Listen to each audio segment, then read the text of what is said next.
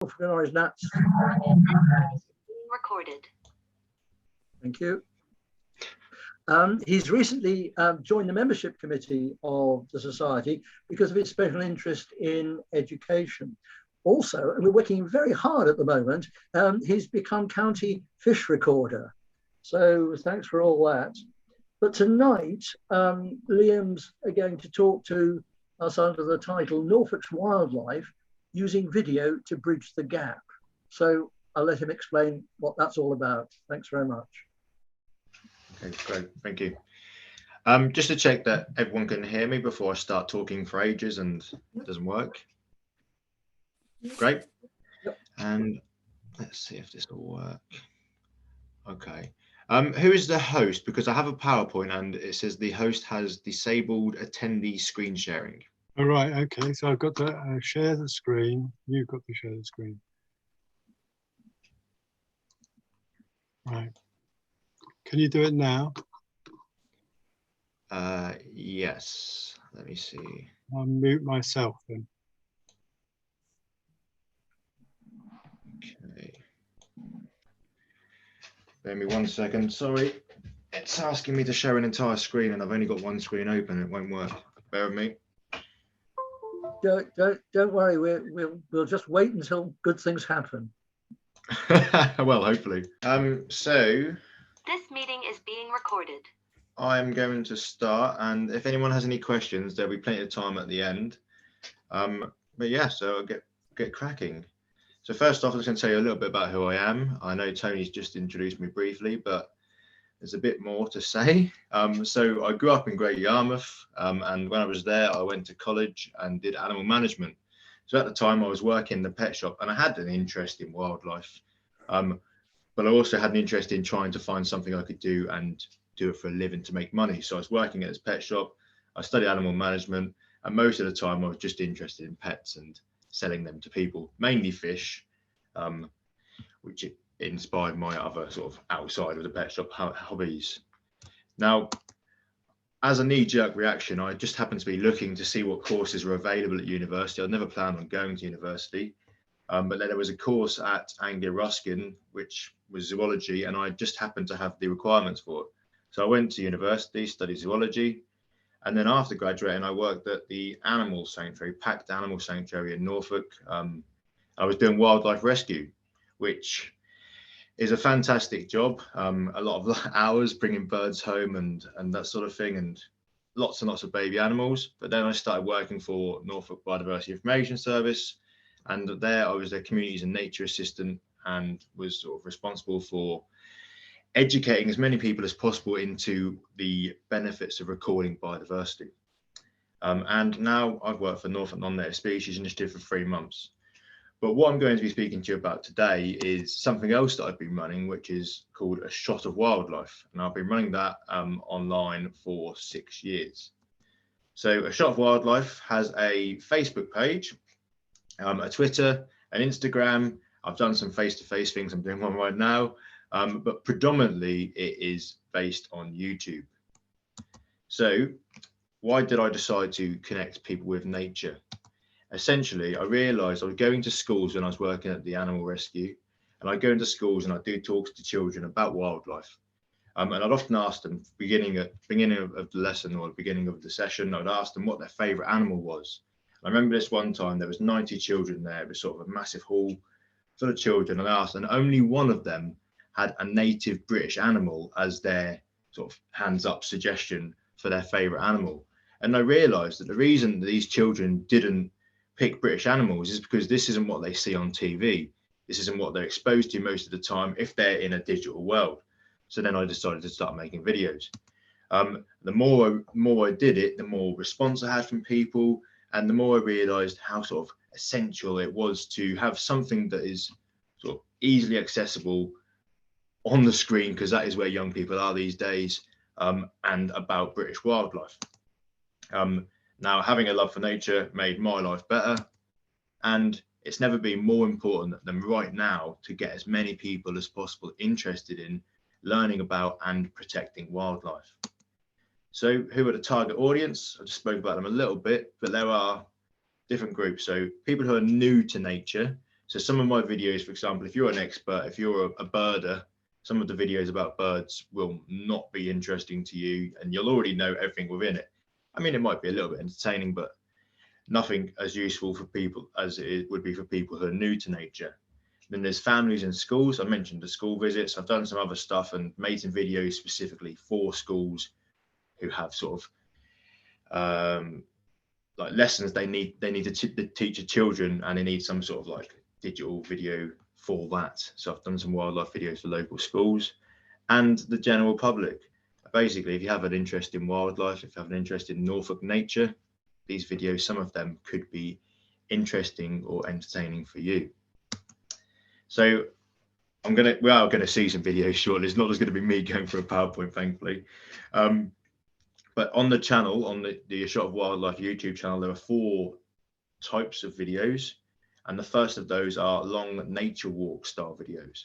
So here are a couple of examples. The first one is a wildlife walk along the River Wensum. So this is just in Norwich. I followed a long stretch of the river in the winter last year. And so here's some of the species I managed to find. There's another one here. We'll see, we won't see a clip from this actually, but this here, I was walking again along the River Wensum in Norwich, had a waterproof camera. So I was taking a look beneath the surface, and I managed to get some amazing footage of freshwater fish, a lot of stuff that you may see from above, you may see if you're looking down from a bridge, but I don't think anyone, especially in the river in Norwich, has had the same view as what I managed to capture on them videos. And then the third is Lackford Lakes. I took a visit to Lackford Lakes, walked around, visited all the hides, and managed to get some amazing footage, including some great shots of a kingfisher. Now, aside from yes, select this back. So here's please let me know if this, if the audio actually works for this. Okay. Oh. Okay. Aside from a plump wood pigeon and a friendly robin, there's one last species I want to show you from the lane, the beautiful yellowhammer. These birds are members of the bunting family. Although both sexes are colourful, it is the male that has the most prominent and vibrant yellow markings.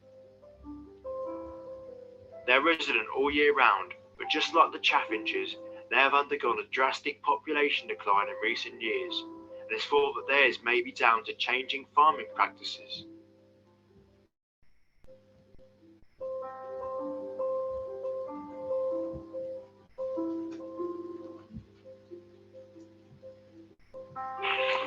Well, I've been there for about 20 minutes now, and so far no sign of hawfinches.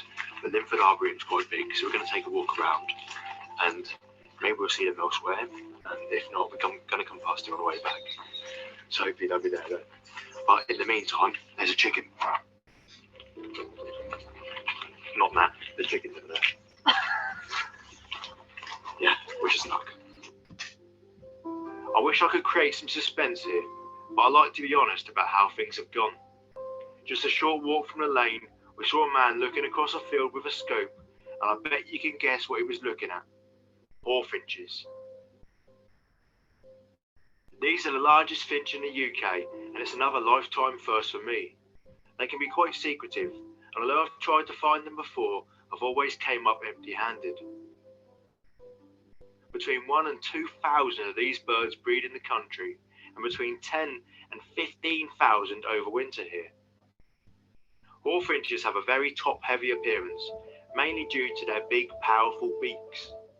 They use these to split the stones of fruits and seeds from several species, aside from a plump wood pigeon.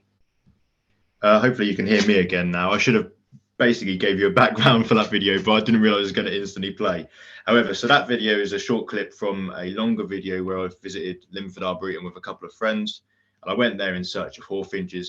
But as always, I sort of stop and have a look everywhere. Any wildlife that I see on these walks, I try to include in the videos. Now, some of the other long nature walks have been requests from, say, the Watermills and Marshes project. We're trying to promote a couple of new walks in Norfolk. So as part of that, I went and did the walks, spoke about some of the landmarks on the route, and also as much of the wildlife that I actually encountered, and that if people were to do that walk themselves, they could also encounter. Hopefully this isn't going to play again. It's going to go to the next one, hopefully. Okay, so that's the first type of video, the long nature walks. Now, the second type is short species fact files. So on the next page, you'll see a short clip from another one of those. But they are essentially, if you was to open up a book about wildlife, what I try to include within these videos is what you would get from one species profile. So everything about how the species looks, how it breeds, where it lives, does it migrate, how long it lives for, its diet, and this, well, everything else that you would find on a species fact file. Now these videos are a bit shorter. In fact, there's a few examples here. So far I've got over 40 different species covered, and most of them are common species. So I like to include the things that people you could go out and see. If you was to leave the house, you'd have a good chance of seeing them today or tomorrow. So a pest species, unfortunately, but also something a lot of people can encounter, and buzzards.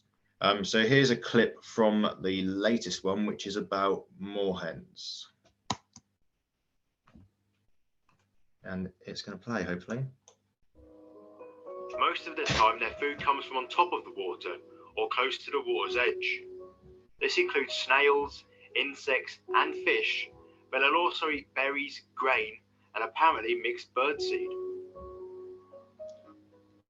Moorhens start nesting from mid-March, when a pair will begin to construct several nests amongst waterside vegetation and occasionally in the branches of overhanging trees.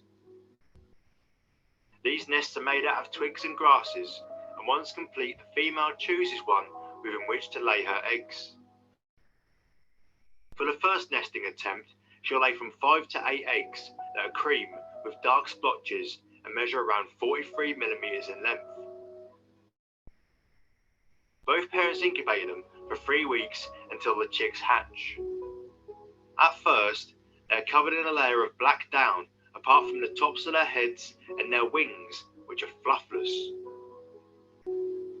They're precocial, which means they can leave the nest almost straight away after hatching. For the first... Okay, so that was just a brief clip from a recent one about moorhens. So with these videos, instead of it being just, so some of the footage is filmed by me, but a lot of the rest of the footage is actually Creative Commons videos from online where other people have filmed them. Because to be frank, I just couldn't manage to get all this sort of footage myself without being there constantly. So that's the second type of video. Oh, that's right.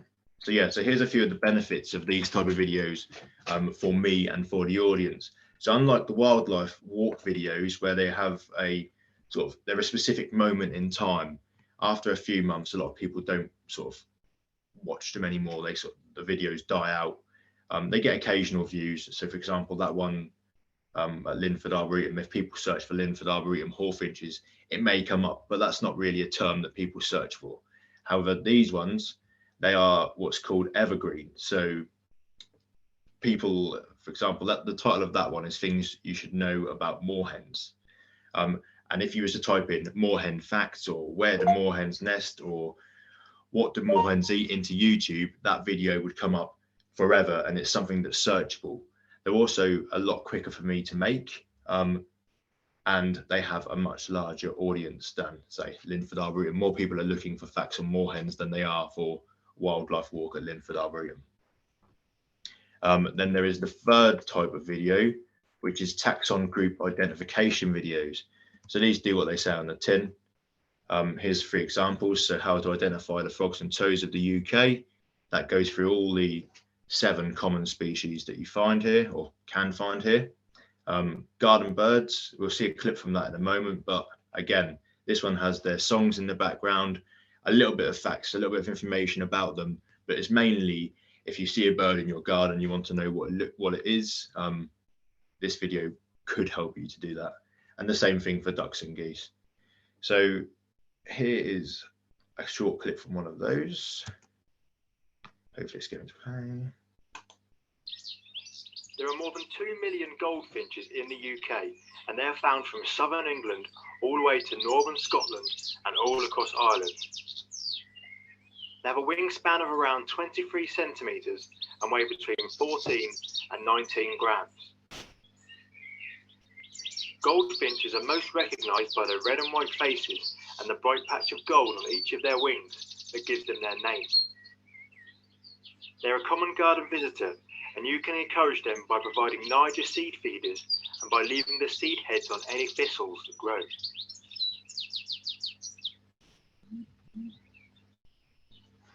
House sparrows are boisterous little birds that have followed mankind around most of the planet.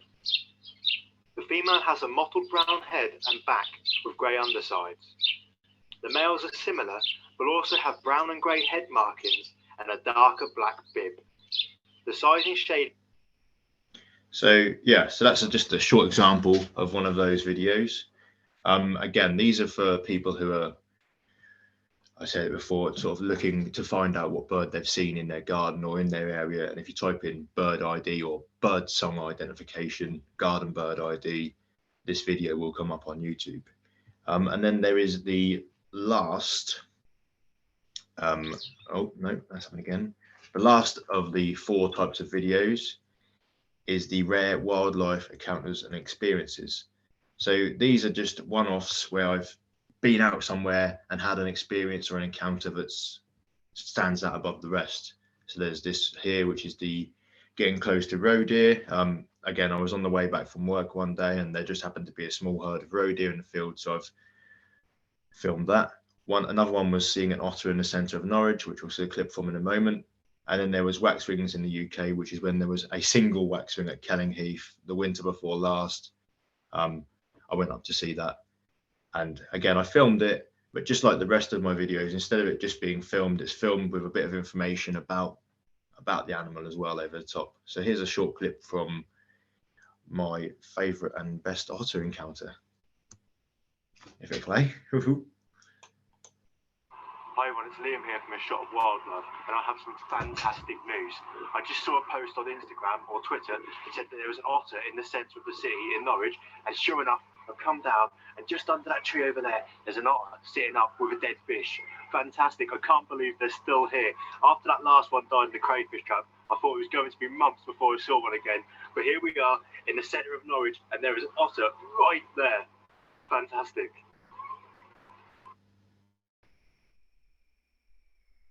Norwich has a population of around 200,000 people, and this island is about as central as you can get whilst being on the river. This is in fact the first place that I ever saw an otter, but that was several years ago. It was after dark and the otter didn't hang around. This one, on the other hand, was more than happy to pose and gave me the best encounter with an otter that I have ever had.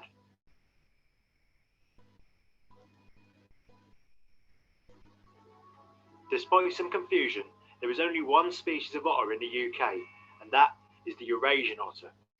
They are the most widespread species. Okay, so yeah, so that video goes on for quite a while and the otter does swim around and there's some other amazing footage, but I didn't want to just post a massive video on here. I'm not sure if it would even work in the PowerPoint. But yeah, so those videos, they have a bit of value. It's a bit more searchable again, and it's just great to show off what you can sort of encounter if you're lucky enough and you're out and about. Most of those are sort of Norwich and Norfolk central, rather than the others which are from across the whole country or across Europe sometimes. Oh. Okay, so here's how I choose the sites to film at, which is number one is accessibility. So instead of having to go to far off places in order to film things, I like to film at places where people can get to. So for example, public transport or often within walking distance of the house.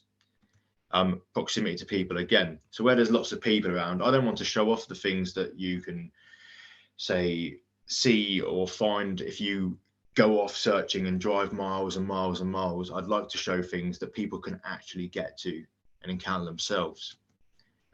Notoriety, so again, sort of famous sites that are local, and they have to be good for wildlife at the time that I visit, of course, and I get asked to visit the places. So I have been asked to visit Strumpshaw to do videos in the past, and I mentioned before about doing the walks for the Watermills and Marshes project. How I get the footage, so I've got lots of different ways of filming things. I have a drone, very lucky to have a drone, and that gets some amazing sort of aerial shots, but of course it's important to not disturb the wildlife that you're filming whilst trying to film them and teach people about them. That's sort of not the goal. I use a GoPro as well, so I use that sometimes for filming in between places, but also for filming underwater. The benefits of filming underwater with a GoPro is that it can film really good, sort of high quality footage. The downside is you can't see what you're filming as you're filming it. You just have to kind of guess that it's pointing the right way.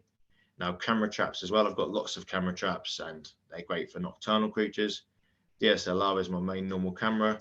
And then I have an endoscope as well, which is a bit of a strange thing to use for filming wildlife, unless you're looking in nest boxes, but it has the benefit that you can stick it under the water and have a live screen of what you're actually looking at. Yeah, I've got some amazing footage. Like this shot of a perch is from an endoscope, and the top one is Kenning Heath with a drone. So here are the benefits of using YouTube, and that is you can reach a large audience. It's completely free, and if you have internet, it's completely accessible for anyone and anywhere.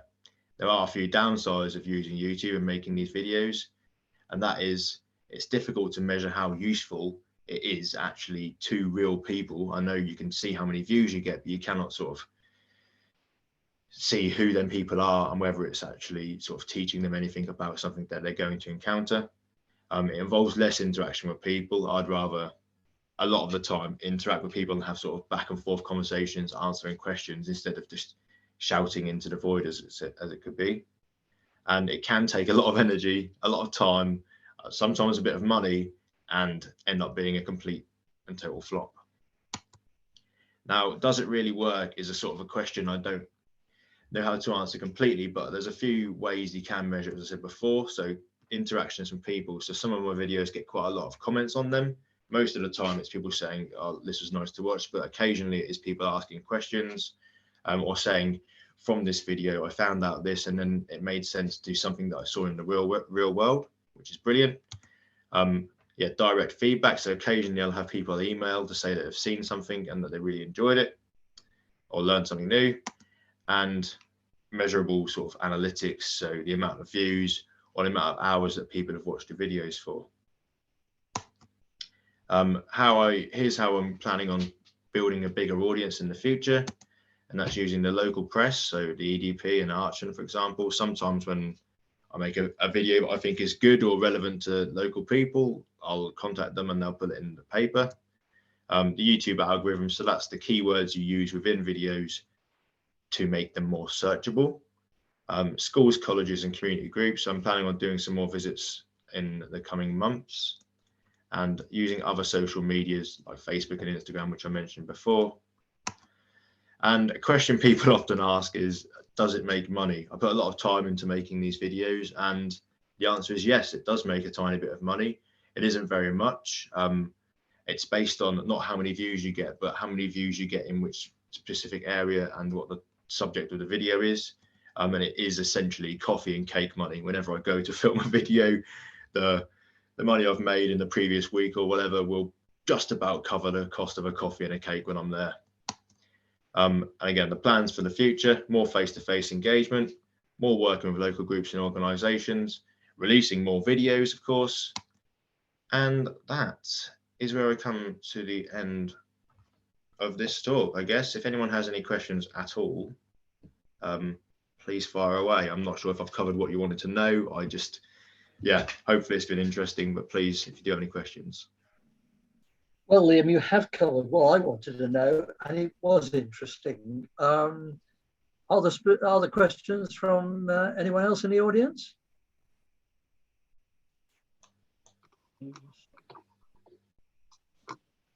I've got a question, Liam. Hi, Francis.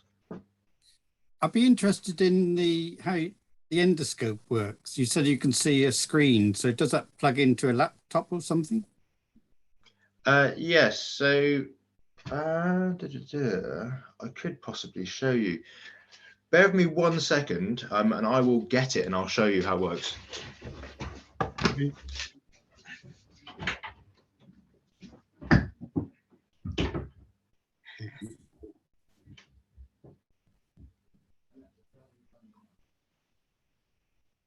Here's the endoscope itself. This Obviously, meeting is being recorded. I don't know why I keep saying that. But here's the endoscope, and obviously the camera's at the end here. but at the back, it's all waterproof. So this is 3 meters long. Yeah. So I've normally attach this to a landing net pole or some other pole and have the camera facing forwards. But this little black box here has a Wi-Fi unit inside it. So you can connect that to essentially anything. I use my mobile phone, but you can connect it to an iPad or that sort of thing, and it sends a live feed. So I'd normally have it so this was like on a pole and actually attach my phone to the bottom end of the pole as well. So it's literally a live view, and then you film it with you record it using the phone, for example. Okay, so it's just Wi-Fi then. Yeah. Yes, and this is a cheap piece of kit. I think this actually costs sort of £17, and you can probably get them cheaper than that now. Yeah. Yeah. Oh, thanks. Okay, no worries. Oh, anyone else want to comment or discuss? I'm going to be thinking about ways in which the Society can promote Liam's work. It'll be a mutual thing. And we're meeting up later this week to discuss things like that.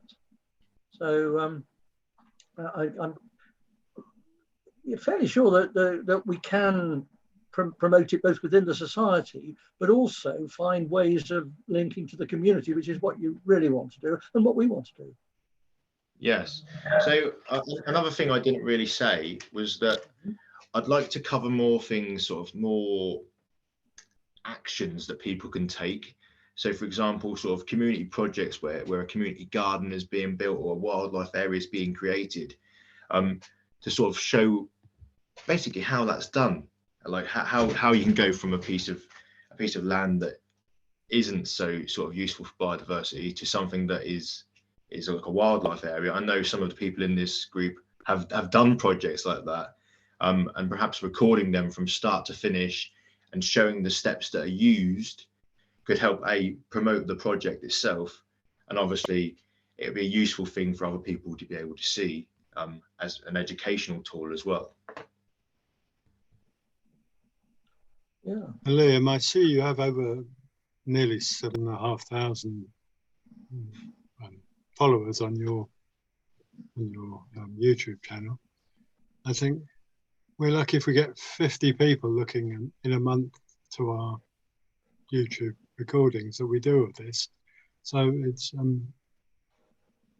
it'd probably be a good idea if we put some links to your stuff on our website so that we can make it more exciting for some people who look at our website. They can go off and look at something else, and you're the one to look at. Sounds like that works well. Yeah. Anne, you had a question. Yeah, did you have an easy video editing program, or how do you edit your videos? Yeah, so the editor I use is a program called Shot, and it's completely free. You just download it onto your computer, and I actually used YouTube to learn how to use the editor. But I think if you was to watch maybe half an hour of how to use Shotcut for beginners on YouTube, you'd be able to edit pretty much any video you wanted. There are other things sort of you have to learn as you go, and there are sort of ways to speed things up, for example, but mainly it's a click, drag, click on whatever's in the timeline, and then you can add filters and stuff to it. It's all automatic. You don't have to do anything fancy. I didn't do any sort of professional training or anything like that. It's just what I've picked up from using it and YouTube. I used the YouTube to edit the AGM to get rid of my mistakes in the AGM, I have to admit, in our recording of it. Yeah. So YouTube does have its own editing facility. Yeah, the YouTube one, but it's pretty limited. I mean, as you said, you can remove chunks. I think you can add music to the music over the top of the whole thing, and I think that's about as far as it goes. I don't think you can do anything else. No. Thanks. Any other comments, questions? Just one more, Liam. You just mentioned music. Is there not sort of rights to use music and things that you have to sort out? Yes, so there is there's a lot of Creative Commons music online, and YouTube has its own audio library which you can select music from, With those, it's either you have to cite the source, in the description, you just say who's made it and where they can find the original. But I pay £10 a month for a subscription to an external music provider, and they have all the licenses, so it's just £10 a month. They have thousands and thousands of tracks, and I just pick from there. Yeah, that's all really. Thanks. Great. Okay. Any other comments? Well, I certainly enjoyed that. One Yes, question. When you went to the school and there was one native species mentioned, what was the native species? Badger. Okay. Yeah, badger. Yeah, it was. I mean, it was really good, and I think by the end of it, perhaps some of the children would have gone away and looked into things a bit more. But I think it's sort of teachers are sort of screaming out. I get teachers contact me quite often asking if we can do something for schools. So did you say you're near Colney? Yeah. Yeah. So that there is I can't remember the name of the school. Colney Junior School, perhaps. Is that a place? No, there's the nursery and there's the Bowthorpe. Bowthorpe is near there.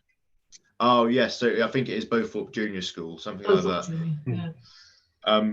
But they contacted me actually recently, or not too recently, maybe sort of 3 or 4 months ago, asking me if I could do a video, because they were trying to teach the children about local wildlife. So I included some of my favourite clips and just made a video for them. But it's more the teachers and the students want to know about wildlife. The teachers want to teach them about wildlife, but they don't have the knowledge or time to get the knowledge themselves. I think that's a barrier. Yeah. Obviously, I know the Natural Society can help that as well. Oh, if only we could. We want to, but it's a way of. We've got to find out ways of doing this. And thank you. Well, thank you very much for opening our eyes to that. I had no idea what you got up to, but I now feel I know something about it, and look forward to having longer discussions with you when appropriate. And thanks everybody for joining in. Okay. Bye. Thanks everybody. Thank you. Bye.